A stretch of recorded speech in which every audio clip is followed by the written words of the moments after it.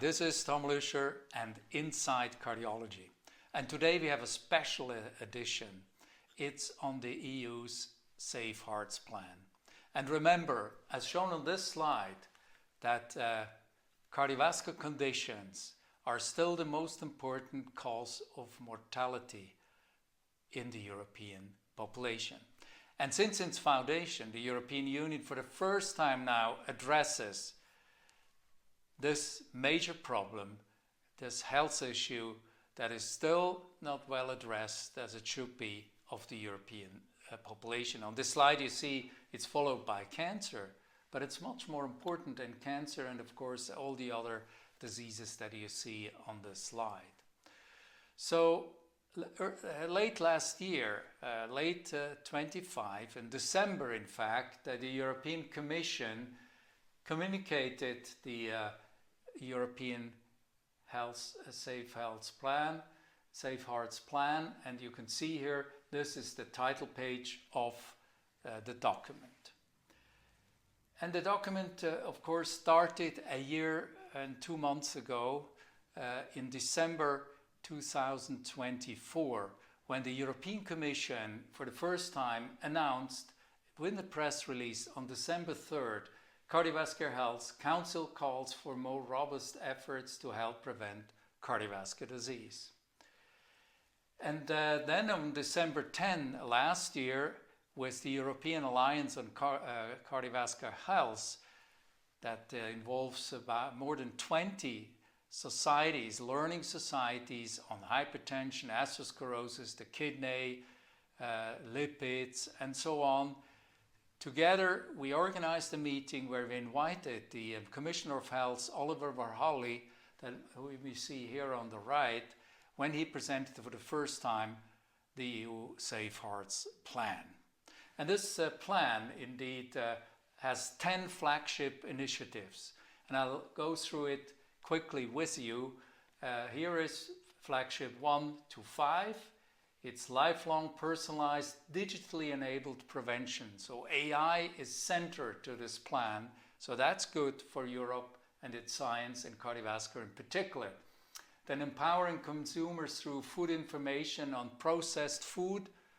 They are concerned about cardiometabolic changes, the obesity pandemic that is in part driven by food.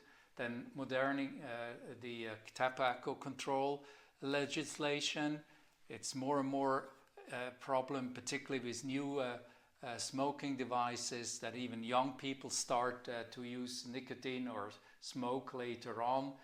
Then, of course, the ultra processed foods. Again, flagship 4, flagship 5 is vaccination against any kind of infectious diseases that is now considered also cardiovascular prevention in the long run. I'll come back to this in a second. So first of all, AI is of course center stage to this plan. We want to combine all different information from clinical data, biomarkers, from cholesterol to NT-proBNP. We want imaging. We want information from watches and other gadgets that people wear. We want genetics. And we can construct a digital twin of the patient and precisely prevent or treat or manage its health problem to make us faster, more consistent, more integrative, and more precise.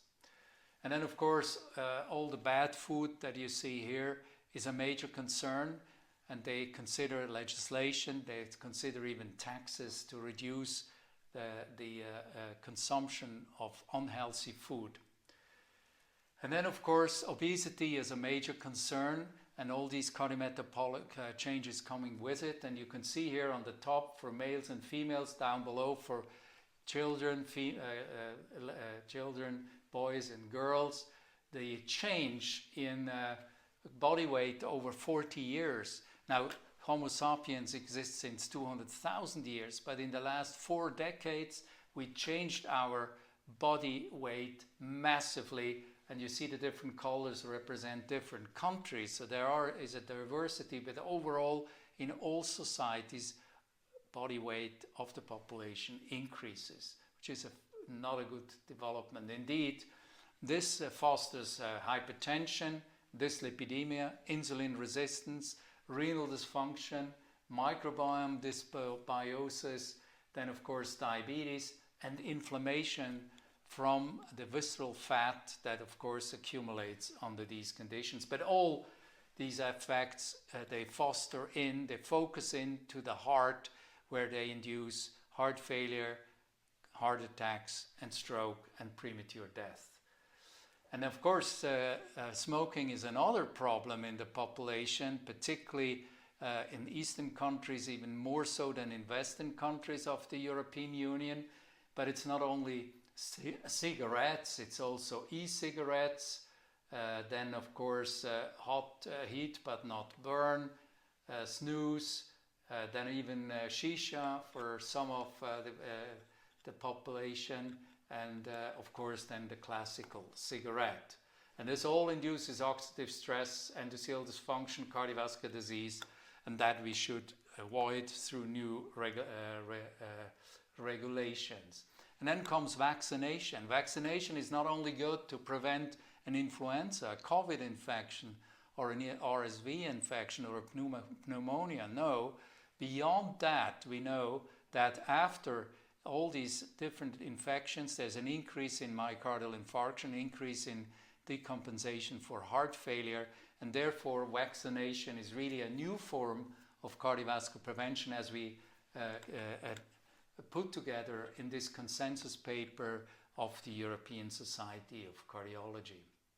And then comes flagship 6 to 10, and a European protocol on health checks, proposal for a personalized treatment and monitoring of cardiovascular disease, very similar to one of the earlier flagships I presented, an incubator for innovation and integration of AI in cardiovascular management to make sure that Europe stands with the competitors across the Atlantic, addressing inequalities and closing a research gap. And here is the cardiovascular health check, involving from demographics, lifestyle, toxins, anthropometrics, mental health, of course, blood pressure, lipids, metabolism, and renal function. And hopefully this will become a policy of the European Union to early detect any abnormalities for personalized prevention of the population. And then, of course, we also want to fight the inequality across Europe. You can see here age-standardized mortality per 100,000 EU citizens, and you can see there's a massive change from west to east and from north to south. And so we have to really address that west and east inequality, rich and poor countries, males and females, whites and colored. And that's also an important flagship initiative. And then, of course, we want to foster research, be basic research or clinical research. And the ESC made a statement on the importance of basic research and research training for the future generation of cardiologists. We now, thanks to the Novo Nordisk funding, we will actually have a basic science course this year in Sophia Antipolis for young cardiologists interested or considering basic science early in their career or for their career as such. So in summary, therefore, we have a great plan and we have a good document and we have the major issues addressed, but we need a budget now for this plan, and therefore I urge you, if ever you meet a member of parliament of your country, the health or finance minister, or have access to them, to talk to them, please do so and tell them how important this plan is for the health of the European population, and of course for cardiovascular science and medicine at large.